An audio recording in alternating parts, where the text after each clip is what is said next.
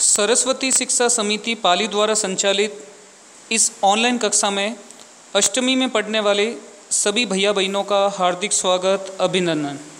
आज हम कक्षा अष्टमी विषय विज्ञान, जो हमारा पाठ चल रहा था, पाठ 6 ईंधन एवं ज्वाला, इसके सबसे महत्वपूर्ण टॉपिक या यूँ कह सकते हैं एक पर्टिकुलर टॉपिक के बारे में बात करते हैं, और वो टॉपिक है हमारा माचिस का इतिहास। क्योंकि हम जानते हैं आधुनिक समय में हमें सबसे ज़्यादा ईंधन की आवश्यकता होती है, अर्थात ऊष्मा की आवश्यकता होती है, यानी कि ईंधन से जो हमें ऊष्मा प्राप्त होती है उसकी आवश्यकता होती है, क्योंकि ऊष्मा के बिना हमारा जीवन जो है वो अंधकार के रूप में है। तो इस अंधकार को रोशनी युक्त बनाने का जो काम किया है वो ऊष्मा ने किया है। और पुराने समय में ऊष्मा उत्पन्न करने का जो सोर्स था वो माचिस की तिल्ली के रूप में, आज भी इसका उपयोग निरंतर चल रहा है। तो माचिस के इतिहास के बारे में हम पढ़ते हैं कि माचिस का इतिहास क्या रहा है, किस प्रकार माचिस की तिल्ली बनाई जाती है, उसके ऊपर जो सोड़ लगा होता है वो किसका बना होता है, और इसको रगड़ने पर ऊष्मा कैसे उत्पन्न होती है, कौन कौन से पदार्थ इसमें अभिक्रिया करते हैं और ऊष्मा उत्पन्न करते हैं, इसकी जानकारी हम प्राप्त करते हैं। ध्यान से समझना, माचिस का इतिहास बहुत पुराना है। लगभग देखो 500 से अधिक वर्ष पूर्व प्राचीन मिस्र में गंधक कहा जाता है सल्फर को। सल्फर का जो सामान्य नाम है या रासायनिक नाम अपन बोले तो गंधक कहा जाता है इसको। तो गंधक में डूबे हुए चीड़ की लकड़ी से के छोटे से टुकड़े माचिस के तौर पर उपयोग किए जाते थे। यानी आज से लगभग 5000 से अधिक वर्ष पूर्व प्राचीन मिस्र में गंधक में डूबे हुए जो चीड़ की लकड़ी है, देखो चीड़ का एक पेड़ होता है जिससे चीड़ का तेल भी निकलता है, और इन्हीं चीड़ की पेड़ से जो लकड़ी प्राप्त होती है उस लकड़ी से माचिस की तिल्लियाँ बनाई जाती। आप जब माचिस की तिल्लियों को अपने हाथ से दबाओगे तो आपको तेल हाथ पे लग जाता है। तो वो तेल माचिस की तिल्ली पर जो प्राप्त हुआ है वो चीड़ का तेल है, जो चीड़ के पेड़ से हमें प्राप्त होता है। तो चीड़ की लकड़ी से के छोटे टुकड़े माचिस के तौर पर उपयोग किए जाते थे। तो चीड़ के वृक्ष का उपयोग वर्तमान समय में माचिस की तिल्लियाँ बनाने के लिए किया जाता है। आपको पूछ ले माचिस की तिल्लियाँ किससे बनी होती है, तो चीड़ के वृक्ष से बनी होती है।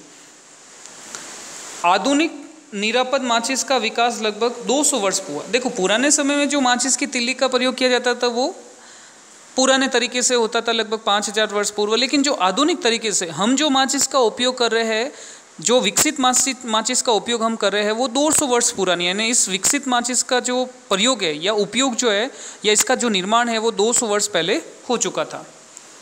अब इसमें कौन कौन से देखो, तो एंटीमनी ट्राइसल्फाइड, पोटेशियम क्लोराइड, श्वेत फास्फोरस के साथ कुछ गोंद एवं स्टार्च के साथ मिलाकर उचित लकड़ी से बनी माचिस की तिल्ली के सिरे पर लगाया जाता था।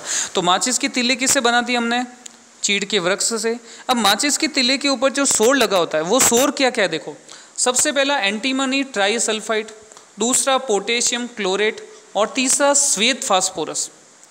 ये जो है उसके साथ कुछ गोंद इसलिए लगाया जाता है ताकि वो ये जितने भी पदार्थ हैं एंटीमनी ट्राइसल्फाइड, पोटेशियम क्लोरेट, श्वेत फास्फोरस, ये आसानी से उस माचिस की तिल्ली पर चिपक जाए।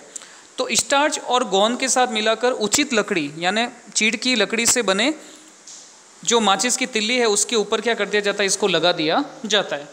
जब इस माचिस की तिल्ली को किसी खुरदरी सतह पर, देखो खुरदरी सतह पर रगड़ना क्यों आवश्यक है, क्योंकि हम जानते हैं कि ऊष्मा कब उत्पन्न होती है, जब दो खुरदरी वस्तुओं को आपस में रगड़ा जाता है। तो दो खुरदरी वस्तुओं को रगड़ने से ऊष्मा उत्पन्न होती है। तो जब यहाँ पर माचिस की तिल्ली का जो सोर है वो खुरदरा होता है, और इसी खुरदरे माचिस की तिल्ली पर लगे सोर को खुरदरी सतह पर रगड़ा जाता है। इसलिए आपने देखा होगा माचिस की साइड वाली सतह पर कैसी होती है, खुरदरी होती है। तो खुरदरी सतह पर रगड़ा जाता है, तो रगड़ने से उत्पन्न ऊष्मा के कारण श्वेत फास्फोरस क्या होता है, प्रज्वलित होता है। तो श्वेत फास्फोरस क्या हो जाता है, जलने लग जाता है। इससे माचिस की तिल्ली का दहन प्रारंभ हो जाता है। तो माचिस की तिल्ली का दहन क्यों प्रारंभ हो जाता है, जब आप उस सोर को रगड़ने वाली सतह पर रगड़ते हो तो उससे श्वेत फास्फोरस जलने लग जाता है, और जलने से अपन कह सकते हैं माचिस की तिल्ली का दहन प्रारंभ हो जाता था। परंतु यहाँ एक बात आपको ध्यान रखने योग्य जरूरी है कि श्वेत फास्फोरस माचिस उद्योग में काम करने वालों तथा माचिस का उपयोग करने वालों दोनों के लिए क्या है, खतरनाक है साबित हुआ।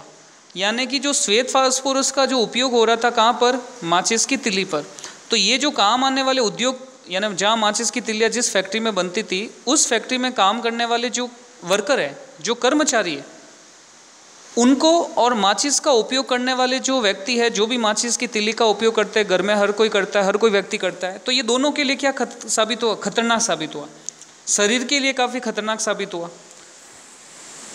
इसके लिए हुआ क्या? आजकल निरापद माचिस के सिरे पर केवल एंटीमनी ट्राइसल्फाइड एवं पोटेशियम क्लोराइड लगा रहता है, यानी कि श्वेत फास्फोरस को अब माचिस की तिल्ली के सिरे से हटा दिया है, क्योंकि वो शरीर के लिए खतरनाक है, मानव जीवन के लिए खतरनाक है। अब उसको क्या कर दिया है? हटा दिया। लेकिन पुराने समय में उसका उपयोग होता था, परंतु वर्तमान समय में इसका उपयोग नहीं होता है। और रगड़ने वाली सतह पर, यानी जहाँ जिसको रगड़ा जाता है, यानी कि माचिस की तिल्ली को जिस स्थान पर रगड़ा जाता है माचिस की डिब्बी पर, उस पर क्या क्या लगा होता है? तो ध्यान रखना, चूर्णित कांच लगा होता है, बारीक, यानी कांच के बिल्कुल छोटे छोटे टुकड़े कर देते हैं। जैसे पाउडर कैसा होता है कांच का, तो कांच का पाउडर बना दिया जाता है और उसके अंदर लाल फास्फोरस लगा रहता है। तो श्वेत फास्फोरस हटा दिया और क्या बना दिया? क्या लगा दिया? लाल फास्फोरस। तो लाल फास्फोरस और चूर्णित कांच, इन दोनों का पेस्ट बनाकर उस माचिस की तिल्ली की जो माचिस का जो डिब्बे की सतह है, उस सतह को बनाया जाता है, जो क्या होता है? कम खतरनाक होता है। होता तो खतरनाक है, क्योंकि विस्फोटक सामग्री है, विस्फोटक पदार्थ है, लेकिन उससे श्वेत फास्फोरस की तुलना में ये लाल फास्फोरस जो है वो कम होता है, कम खतरनाक होता है। जब माचिस की तिल्ली को खुरदरी सतह पर रगड़ा जाता है, तो खुरदरी सतह पर उपस्थित लाल फास्फोरस किस में बदल जाता है? इंपॉर्टेंट लाइन है, श्वेत फास्फोरस में। जैसे ही आप माचिस की तिल्ली के सिरे को माचिस खुरदरी सतह पर रगड़ोगे, तो तिल्ली पर कौन सा पदार्थ लगा है? कौन सा पदार्थ लगता है? एंटीमनी ट्राइसल्फाइड और पोटेशियम क्लोराइड। ये खुरदरी सतह जो लाल फास्फोरस से बनती है, जैसे ही उसके साथ रगड़ता है तो लाल फास्फोरस किस में कन्वर्ट हो जाएगा? श्वेत फास्फोरस में कन्वर्ट हो जाता है। और ये तुरंत माचिस की तिल्ली के सिरे पर लगे पोटेशियम क्लोराइड से अभिक्रिया कर, कौन? श्वेत फास्फोरस पोटेशियम क्लोराइड से अभिक्रिया कर पर्याप्त मात्रा में क्या उत्पन्न करता है? ऊष्मा उत्पन्न करता है। देखो यहाँ पर एक वर्ड गलत प्रिंट हो गया, गलत टाइप हो गया, उसमें की जगह यहाँ आएगा ऊष्मा। तो ऊष्मा उत्पन्न करता है, जिससे माचिस की तिल्ली पर लगे एंटीमनी ट्राइसल्फाइड का क्या प्रारंभ हो जाता है? दहन प्रारंभ हो जाता है, और माचिस की तिल्ली क्या होती है? जलने लग जाती है। आपने ये भी देखा होगा, माचिस का सौर पूर्ण रूप से जलने के बाद माचिस की तिल्ली अंत तक जलती रहती। क्यों? क्योंकि माचिस की तिल्ली चीड़ के वृक्ष से बनी होती है, और चीड़ के वृक्ष के अंदर चीड़ का तेल उपस्थित होता है, और वो तेल लगातार जलता रहता है।